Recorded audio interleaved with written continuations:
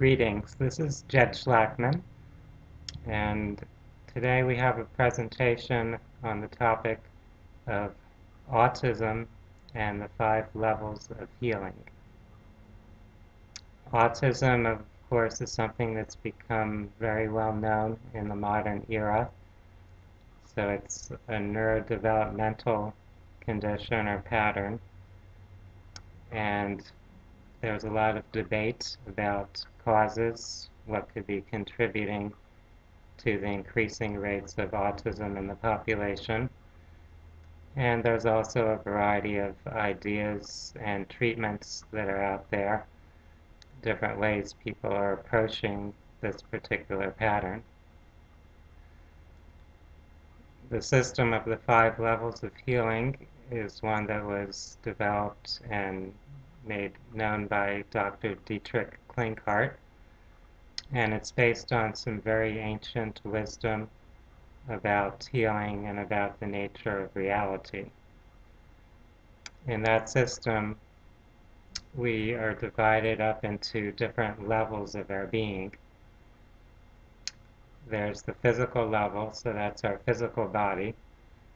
Then beyond that, we have an energy body, what you might call the electromagnetic body. Then there's the mental body, there's the intuitive body, and also the spiritual body or the soul. Each of these represents a different layer of reality, a deeper layer of reality as we get to the soul level. So the physical body is, in a sense, the most superficial or externalized layer of reality, and the soul is the innermost or deepest layer. So from a metaphysical point of view, the soul is eternal, it's immortal. It exists before our physical body, and it exists once our physical body is deceased. So the consciousness continues. The consciousness exists as part of, it exists within an infinite consciousness, something that many people refer to as God, the Creator, the Divine Source, the Universal Mind, etc. So from looking at things in this 5 levels perspective, we realize that what's happening with our physical body is to a great extent governed by or dependent upon what is happening in those other levels or layers. So our consciousness is greatly influencing or determining what's happening in the physical level of the system.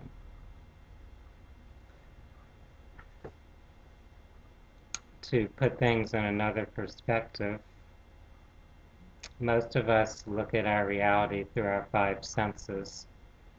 So we consider to be real or true what we're perceiving with those senses.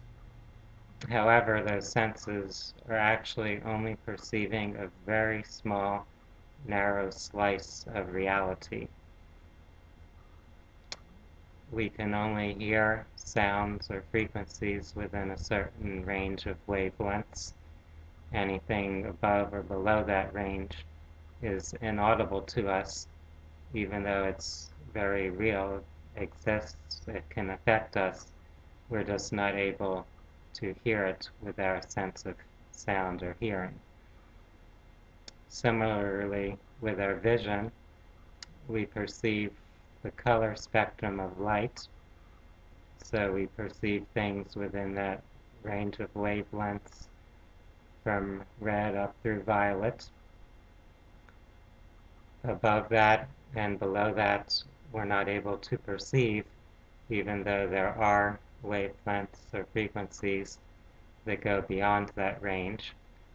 So with our eyes, we're not seeing infrared, we're not seeing ultraviolet, and we're not seeing any of the electromagnetic spectrum that goes beyond that. Thus, there's a lot that we're not perceiving, even though it is very much a part of reality. In Asia, there's a tradition, a parable or fable that's been told about the blind men and the elephant. And this is a useful metaphor to look at how human beings often attempt to perceive or describe reality. So there's a group of blind men who are asked to describe an elephant. And so the elephant is there, each of them comes up to the elephant and touches it and describes what they're experiencing. But each one of them, of course, is touching or interacting with a different part of that elephant. So one of them is feeling the leg of the elephant and describing it, that it's something like a tree trunk. Another one is touching the tail and describing it like a rope. Another one is touching one of the tusks and describing how sharp it is. So each of them has a different story, a different viewpoint or perspective about this concept of elephant. To get a more accurate understanding, of course, you would have to combine each of their pieces of the puzzle, so to speak. When we look at the subject of healing, that's also something that we need to be able to do, to combine different sets of data or information, different perspectives, and bring them together into an integrative whole. This is something that's not done to the extent that it could be. It's something that's actually frowned upon in some fields, because when you're focused on one particular perspective or one particular treatment, it's easy to filter out the other perspectives that are out there. Looking at autism, we want to consider what's been learned, what's been observed from a variety of perspectives. If we're just looking on the physical level, we're looking at what's called functional medicine, where we see different systems of the body, how they're functioning, how they may be compromised or disrupted, leading to the symptoms that would get labeled as autism. So one common phenomenon is this situation where the gut, the digestive system, is compromised. In that case, children are not able to properly absorb nutrients, so that can lead to deficiencies in certain nutrients, and of course, deficiencies in nutrients lead to a variety of mental and physical health disturbances. Also, because of the disruption of the gut, there can be allergic type reactions. So certain types of foods, because they're not assimilated properly, the body can respond as though they're an allergen, as though they're a toxin of some kind. And one example of that is the gluten and casein issue. Gluten being the protein from wheat and some other grains, and casein being the protein from milk and dairy foods. Many people have found great improvement for children who are on the autistic spectrum when those particular foods are removed from their diet. And if we look for an explanation of that, we can see that those children have compromised digestive systems. So when they consume those foods, instead of them being properly digested and assimilated, they're just broken down and certain toxic compounds are left over because they're not completely assimilated. And those compounds then lead to impairment of the nervous system. They have a drug-like effect. So for those children, when you remove those foods, they'll naturally start to function better because that toxicity is not being fostered anymore by those foods. Another issue looking at the functional systems of the body is the detoxification system. So as human beings, we are exposed to a variety of toxins in our environment, from our food, our air, our water, etc. And our body has its own natural intelligent system to help filter those things out, to break them down and remove them from the body. For children who are on the autistic spectrum, it's been found that many of them have a significant impairment of that detoxification system. As a result, certain toxins will tend to accumulate in their body. Of a special significance are the heavy metal toxins. And one of the major controversies with autism is the possible role of vaccines in triggering that condition. And of course, most vaccines use some type of metal compound as a preservative in that vaccine.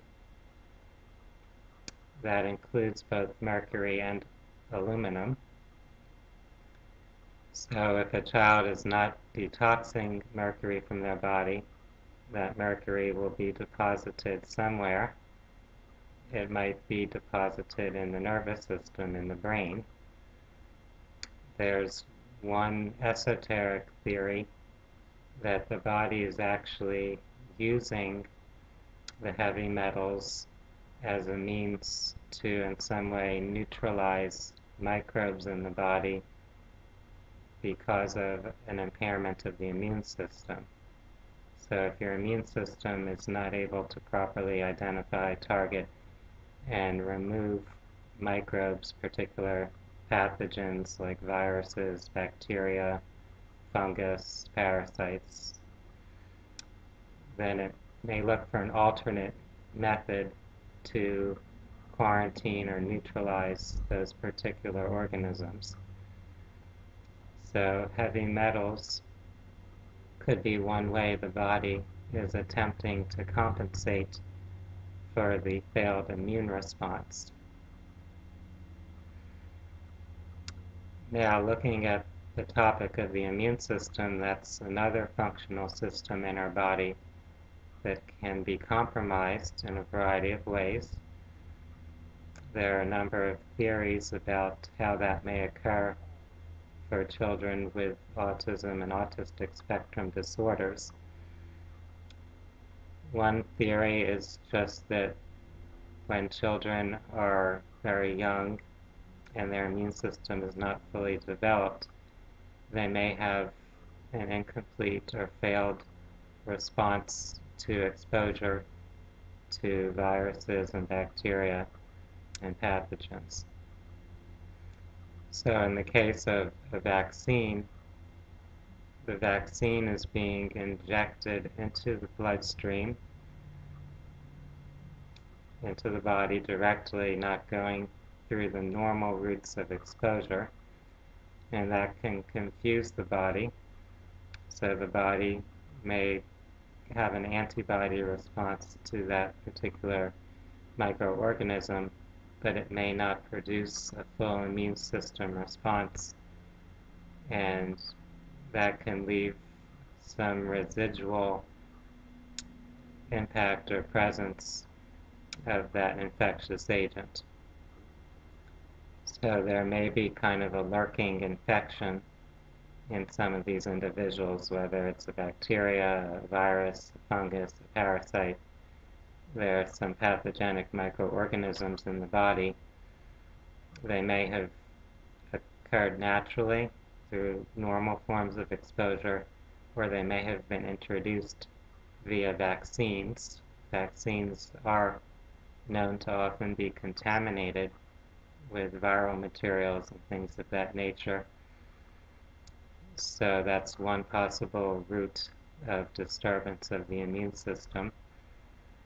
In the modern era, there's been a rapidly increasing number of vaccines being given to children, to babies, and the more that you're giving, the greater the risk that it will reach a point where the immune system becomes overstressed or overwhelmed and starts to malfunction in some way. So we've talked about the detoxification system, the digestive system, the immune system, and that takes us to the nervous system, which of course can be affected by each of those other systems. So if there is some type of infectious agent in the nervous system affecting the brain, that can release toxins there that interrupt or disturb neurological functioning. There could also be the buildup of heavy metals like mercury or aluminum, or others like lead or cadmium. And of course there can be imbalances in neurotransmitters, which could relate to allergic reactions. It could relate to lack of nutrients being absorbed. So there's this whole synergistic pattern of malfunction that can arise, all these factors combining or coalescing to create the impairment in the nervous system, which would be associated with the range of symptoms that we see as autism and autistic spectrum disorders.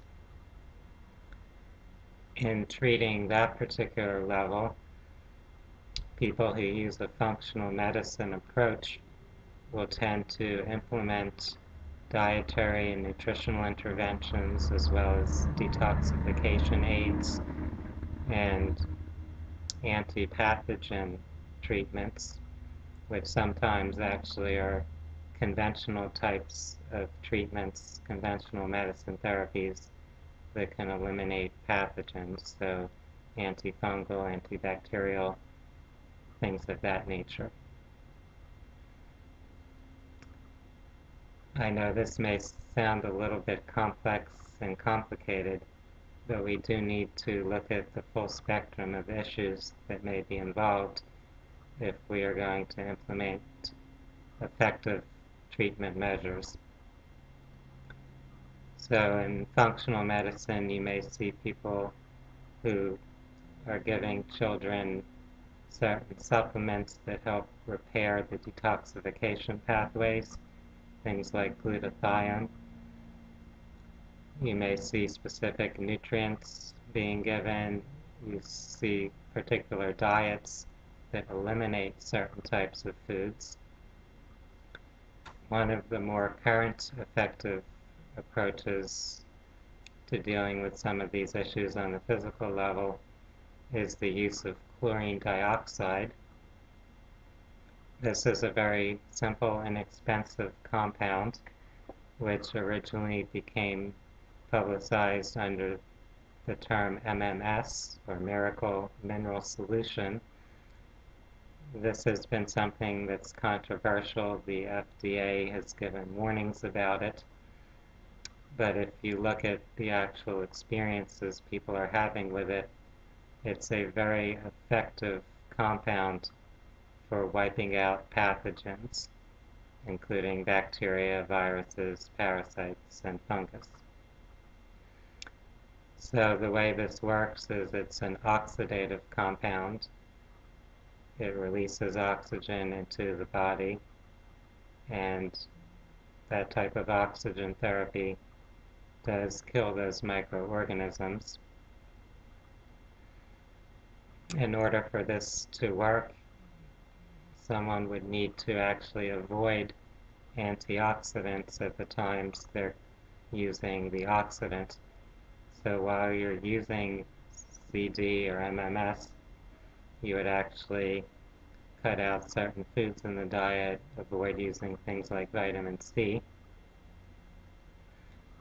And then later on, once you've completed using that protocol of chlorine dioxide, then you could return to using some of those antioxidants, but you would need to restrict them while you're trying to saturate the body with the chlorine dioxide.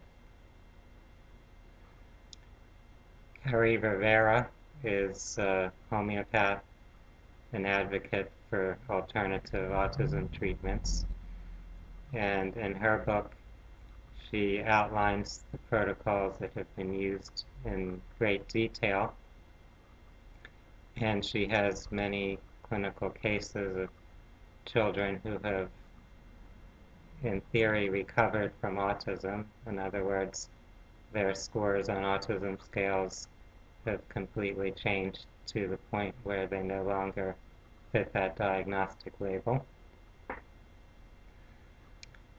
So that's one very promising new development in the functional medicine approach to autism. Now, if we go a little further into the 5 levels of healing model, we come to the electromagnetic or energy body. And here we come into the work of Dr. Klinghardt, who I mentioned earlier. He has done some examination of how electromagnetic fields seem to play a role in the development of autism symptoms.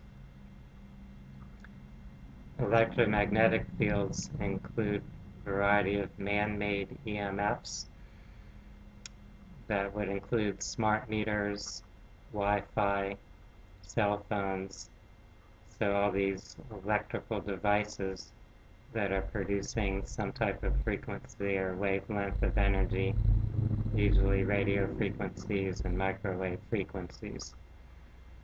So those frequencies do have an impact on our biological energy fields, and one of the effects seems to be the disruption of the integrity of the cells.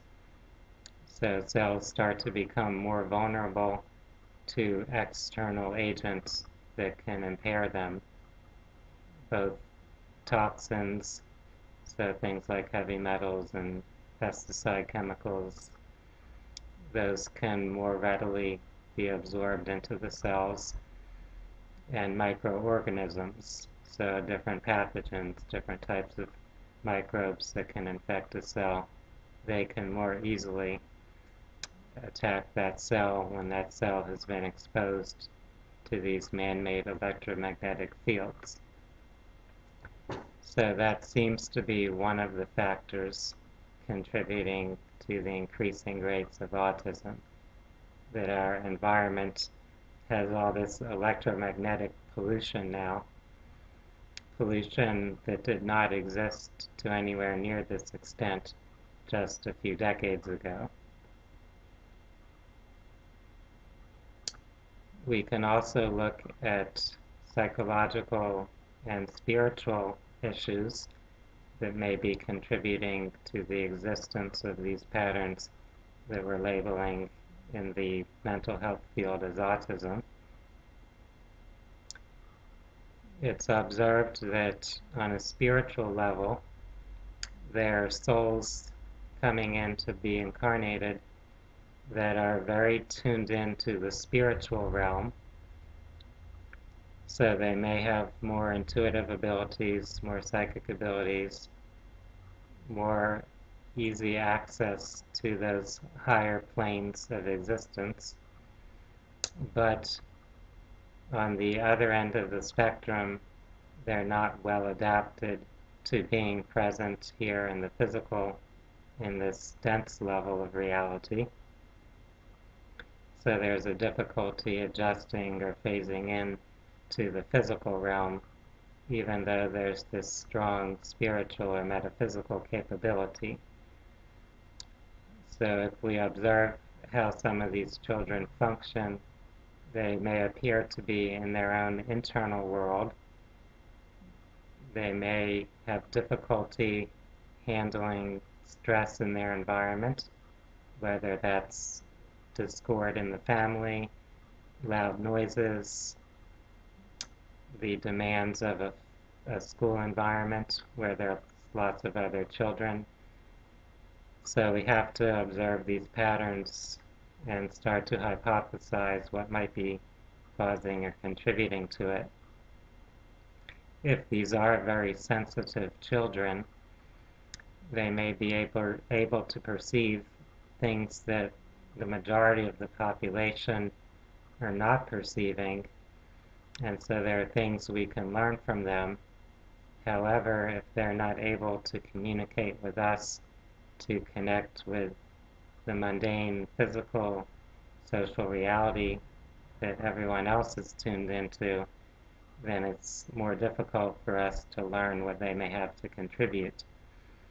And it's also difficult for them to function to address some basic ordinary needs for survival. So from that perspective, these children may need some help in grounding and feeling safe in the physical environment. Their family environment may be a significant issue. So if there's a lot of stress or conflict in their family, in their home environment, that can aggravate or contribute to their symptoms.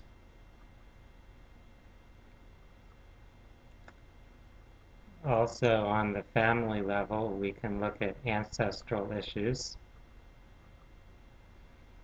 People who look at genetics will try to find a family pattern for a condition such as autism or any other particular diagnostic label.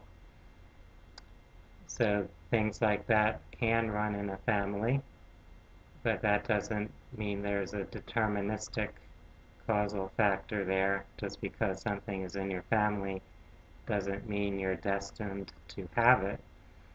It could just mean there's a vulnerability based upon some type of pattern that has already been present in your family lineage. So that's really what DNA or genetics may represent, the transmission of patterns. And patterns, of course, can change at any time. So even though there's a vulnerability to a pattern, you can override that and, in a sense, repair it in the present. Looking on that level, we may find that there's something in the family where someone was in some way silenced or neglected or mistreated, and in some way this current situation is some type of attempt on an unconscious level to compensate for that or balance out for it. You can think of it almost like ancestral karma. So the karma concept is one of cause and effect and of attempting to bring about balance. If someone has been maltreated or neglected, there may be an attempt to compensate for that by having someone play a role of actually having to be an extreme caregiver, you could say. So someone who has to give extra love and attention to this child who has these special needs. So in that way, it may serve a healing purpose. It may help the souls involved learn a particular lesson or skill that's needed. It's very valuable to look on any situation without any condemnation or judgment about it, just to observe and discern what is present, what is the meaning of that particular situation or circumstance. So that goes into a little bit of the ancestral and karmic issues that may be involved with autism. We can also think of that in terms of an archetype. So archetypes are basic patterns or basic roles that exist in our experience. A child with special needs is in a way an archetypal role, and that role would be played out in combination with someone playing the role of the caregiver. As the souls that are involved gain the insights and understandings that they need, as they find greater balance within themselves, then those particular issues or conditions may start to change or transform. So someone that has been on the autistic spectrum may start to improve, to be able to communicate better, to relate to emotions better, etc. And at some point they may no longer appear to be autistic. According to Dr. Klinghardt, when you include some of these more metaphysically oriented therapies and treatments, that actually helps allow the biomedical treatments, the functional medicine approaches, to be more effective. One approach that has been implemented is the Hellinger Family Systems Therapy. That's something which is known as family constellations. So the constellation is all the people in the family and their interconnected relationships. And the therapies that are used are actually like role plays or psychodramas. So when you identify someone, whether it's from a current generation or a previous generation in the family, who experienced some type of conflict or trauma that hasn't been resolved, you can actually do a role play to act out the resolution of that particular issue. And you would have a group of people be the actors and actresses representing the characters in that family. And this particular process works in a way on a quantum level. So even though something may have happened in the past in another generation, by bringing it into consciousness in the present, you are able to produce a healing effect, a resolution of that particular psychological trauma or conflict. So people that are using that approach, working with family constellations, are finding that it complements the biomedical autism treatments. So when those treatments don't appear to be working too well, when you're not getting great results from them, it may help to provide these interventions that work on a deeper level so that you can release or heal whatever's occurring on the mental level, the intuitive level, the energy body, the soul level. When those levels have been brought back into harmony, then it's much easier to bring the physical level back into harmony. So coming back to the concept of the 5 levels of healing, we want to consider the importance of all those levels since they're all interconnected. What happens on one level can affect what's happening on the other levels. They don't exist isolated from one another. If any of you have additional questions or further interest in this topic, I invite you to visit my website at www.phinsights.com, and for the page about autism, it's phinsights.com/autism.html. That's the specific page that has many different links and references to look for information about this topic. An important message that I wish to share is that there are many advances occurring in this field, lots more knowledge and understanding being brought to the public's awareness. And we do need to integrate many perspectives, integrate research occurring in multiple areas, integrate multiple viewpoints about how to address these issues, bringing together body, mind, and spirit, not just working on one level. It has been my pleasure to share this information, to provide these ideas to each of you who are watching this particular video. And I wish all of you well. Once again, the website is www.phinsights.com, and I can also be found on Facebook at facebook.com/Jedi Holistic Healing.